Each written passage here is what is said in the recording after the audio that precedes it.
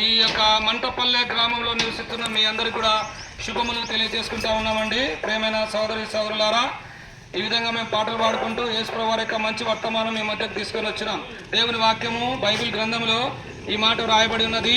దినములు చెడ్డవి కనుక సమయమును పోనివ్వక సమయమును సద్వినియోగపరచుకొనుడి అని దేవుని వాక్యంలో రాయబడింది. దినాలు చెడ్డవండి కనుక ఎన్ని రకాల చెడ్డలు మనం చూస్తూ ఉన్నాము కదా, ఎన్ని రకాల ప్రకృతి వైపరీత్యాలు మనం చూస్తూ ఉన్నాము, ఎన్ని జరగకూడనటువంటి విషయాలు మనం చూస్తూ ఉన్నాం.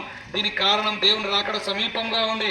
ఈ మాటలు వింటున్న సోదరి సోదరుడా, సమయాన్ని నువ్వు సద్వినియోగం చేసుకో, సమయాన్ని నువ్వు పోనివద్దు. కనుక మానవులమైన మనం అందరం కూడా జన్మతః కల్పతః పాపలమండి.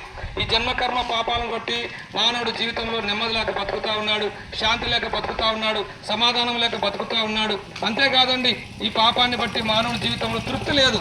ఎంత సంపాదించినా మానవుడికి తృప్తి లేదు, ఎంత తిన్నా మానవుడికి తృప్తి లేదు. ప్రియ సోదరి సోదరుడా, ఈ లోకంలో మనం యాత్రికులమండి.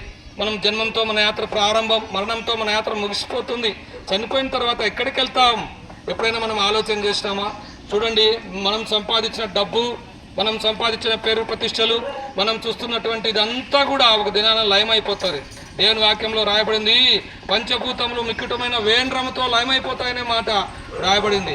కనుక ఇవన్నీ కూడా లయమైపోతాయి, ఏది కూడా నిలబడదు. అయితే ఈ మాటలు వింటున్న సోదరి సోదరుడా, నిన్ను పాపం నుంచి రక్షించాలని, నిన్ను పరలోక రాజ్యంలో చేర్చాలని, నీ జీవితంలో వెలుగు ఇవ్వాలని, నిన్ను సత్యమైన మార్గంలో నడపాలని సృష్టికర్తైనటువంటి దేవుడే ధనావతారిగా భూమిని నిర్వహించినాడు. ఆయన యేసుక్రీస్తు ప్రభువారండి. నీ నా పాపముల కొరకు యేసయ్య సిలువను ఎక్కినాడు. అమ్మాయ మనము తలతో చేసిన పాపముల కొరకు యేసు ప్రభు తలకు ఉన్న కిరీటం పెట్టబడింది. ఆయన చెంప మీద వెంట్రుకలు పీకుతూ అవహేళన చేసినారు. ఆయన ముఖం మీద ఉమ్మి వేయించుకున్నాడు. ఎందుకో తెలుసా? నీ కొరకు నా కొరకు.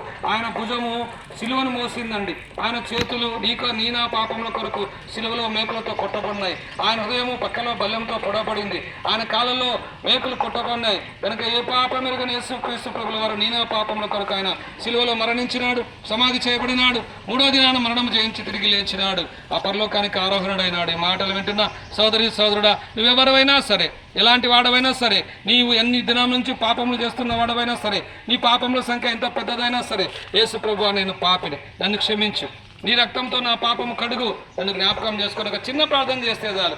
యేసు రక్తం ప్రతి పాపం నుంచి నిన్ను కడుగుతుంది, పవిత్రపరుస్తుంది, పరిశుద్ధపరచబడతావు. అప్పుడే నువ్వు ఈ లోకంలో నెమ్మది, శాంతి, సమాధానం, పరలోకంలో నీ కొరకు స్థలం సిద్ధపరచబడి ఉంది. కనుక ఈ మాటలు వింటున్నావు, నువ్వు ఇప్పుడే తీర్మానం చేసుకో. రేపు అనే మాట ఉండకూడదు. దేవుని వాక్యం చదువుస్తూ ఉంది, నేడే నీ రక్షణ దినం. ఈ మాటలు వింటున్న సోదరి సోదరుడా, ఇప్పుడే ఒక మంచి తీర్మానంలోకి రా. దేవుడు నీకు మంచి అవకాశం ఇచ్చినాడు. నీ ఇంటి ముందరికి, నీ యొద్దకు దేవుని వర్తమానం తీసుకొని వచ్చినాడు. మాకు కాదులే అనుకోవద్దు, వేరే వారికి అనుకోవద్దు. ఇది నీ కొరకే సోదరుడా, ఇది నీ కొరకే. నిన్ను ఆదరించాలని, నిన్ను ప్రేమించి నీ కొరకు యేసుప్రభు మాటలు తీసుకొని వచ్చినాడు. కనుక సమయంలో పోనివ్వక సద్వినియోగం చేసుకుంటూ ఈ యొక్క దేవుని మాటలు విని యేసుప్రభుని హృదయంలో చేర్చుకుని పాపక్షమాపణ పొందాలని ప్రేమతో మిమ్మల్ని ఆహ్వానిస్తా ఉన్నాం. ప్రవేశం విశ్వాసం ఉంచండి, అప్పుడు మీరు మీ ఇంటి వారిని గొప్ప ఆత్మరక్షణ, పాపక్షమాపణ, పరలోక రాజ్యం మీరు పొందగలరు. యేసు ప్రభువు వారి గురించి మీకు ఇంకా ఎక్కువగా తెలుసుకోవాలని ఆశ ఉంటే ఇక్కడే నందలూరులో పెరియల ప్రార్థనా మందిరం ఉంది, జెండామాన వీధిలో. ఎప్పుడైనా రావచ్చు, దేవ సేవకులు ఉంటారు. మిమ్మల్ని అందరినీ ప్రేమపూర్వకంగా ఆహ్వానిస్తా ఉన్నాం. రండి, దేవుని వాక్యం వినండి, ఆధ్యాత్మికమైన మేలులు పొందండి. మీ అందరి కొరకు మేము ఇప్పుడు ప్రార్థన చేస్తాం. మా ప్రార్థనలు మీరు ఏకీపించవలసిందిగా మనవి చేసుకుంటా ఉన్నాం.